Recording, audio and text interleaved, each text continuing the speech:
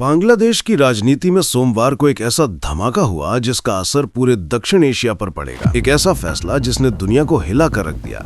ICT यानी international crimes tribunal court, जिसे हसीना ने खुद बनाया था, उसी ने उन्हें फांसी की सजा सुना दी है। आरोप लगा कि उन्होंने मानवता के खिलाफ अपराध किया। 78 साल की शेख हसीना पिछले 15 महीनों से भारत में निर्वासन में रह रही हैं। वो अगस्त 2024 में ढाका छोड़कर दिल्ली आई थी, लेकिन अब तक वापस नहीं गई। उधर बांग्लादेश भारत से उन्हें वापस भेजने की मांग कर रहा है। लेकिन अब सवाल यह है साहब कि क्या अब भारत हसीना को उनके देश वापस भेजेगा? अगर नहीं तो तब क्या होगा? और फांसी की सजा होने के बाद शेख हसीना के पास क्या क्या रास्ते हैं? जानेंगे इन सभी सवालों के जवाब आज की इस वीडियो में। सबसे पहले यह जान लेते हैं साहब कि आईसीटी ने जो फैसला दिया है, क्या उस फैसले को भारत के लिए मानना मजबूरी है? क्या कहते हैं प्रत्यार्पण संधि यानी कि एक्स्ट्रा ट्रीटी। दरअसल भारत और बांग्लादेश के बीच 2013 में एक एक्स्ट्रा ट्रीटी हुई। सिंपल भाषा में इसका मतलब है, अगर इन देशों का कोई क्रिमिनल दूसरे देश में रह रहा है तो उसे वापस उसके देश भेजा जाएगा। लेकिन इसकी कुछ शर्तें थी। पहला, वो ऑफेंस जो दोनों देशों में क्राइम माना जाएगा। दूसरा, जिसमें कम से कम 1 साल की सजा मिली हो। और तीसरा, अपराध की कोशिश या हेल्प और उसको उकसाने में भी शामिल हो। 2016 में इसे और आसान बना दिया गया। अब एक्स्ट्राडिशन के लिए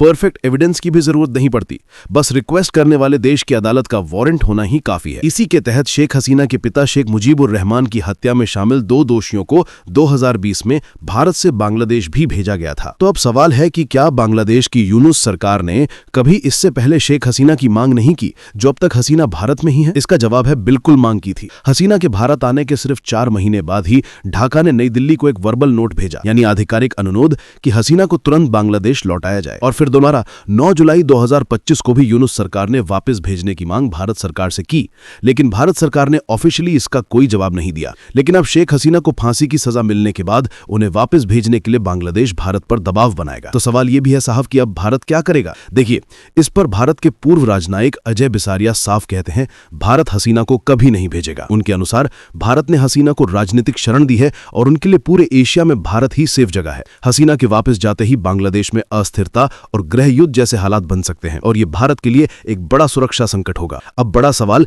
क्या भारत कानूनी रूप से हसीना को वापस भेजने से इनकार कर सकता है? तो जवाब है हाँ, लेकिन इसके 2 तरीके हैं। पहला, आर्टिकल 6, जिसके अनुसार अगर भारत मान ले कि मुकदमा राजनीतिक है, लेकिन दिक्कत यह है कि जियोसाइड, मर्डर और क्राइम अगेंस्ट ह्यूमैनिटी को राजनीति नहीं माना जा सकता। दूसरा, आर्टिकल 8, ये भारत का सबसे मजबूत कांड है। इसके अनुसार अगर आरोपी को फेयर ट्रायल नहीं मिला है, अगर उसकी जान को खतरा है या अगर अदालत का गठन ही राजनीतिक मकसद से हुआ है, तो भारत एक्स्ट्राडिशन से मना कर सकता है। और यूएन पहले ही आईसीटी की क्रेडिबिलिटी पर सवाल उठा चुका है। इससे भारत की दलील और मजबूत बन जाती है।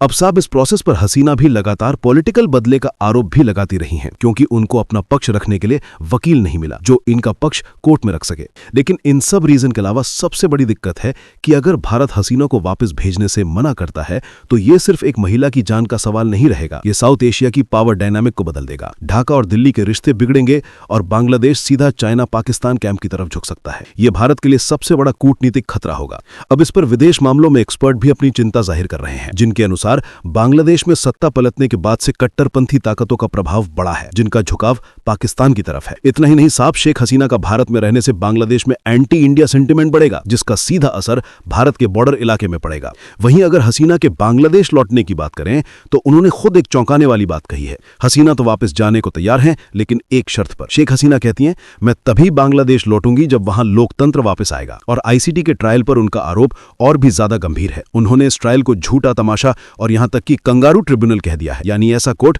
जो राजनीतिक बदले में चलाया जा रहा है। आईसीटी के फैसले से ठीक पहले जारी किए गए अपने वीडियो संदेश में उन्होंने कहा था, मेरी जिंदगी अल्लाह की दी हुई है और वही वापस लेगा, यानी उन्होंने सजा को भी एक तरह से चुनौती दे दी थी। लेकिन सबसे दिलचस्प बात यह साहब यहां पर कि आईसीटी के फैसले पर सवाल उठाने के बावजूद हसीना आईसीसी यानी इंटरनेशनल क्रिमिनल कोर्ट में अपना केस लड़ने के लिए पूरी तरह तैयार है। उन्होंने यूनुस सरकार को खुली चुनौती दी है, अगर आप सच में ईमानदार हैं तो मुझ पर आईसीसी में मुकदमा चलाइए। लेकिन अब सबसे बड़ा सवाल यह है कि हसीना के ऊपर ऐसा कौन सा आरोप लगाए कि जिसकी इतनी चर्चा हो रही है? इसका जवाब आईसीटी की 453 पेज की रिपोर्ट में छिपा है।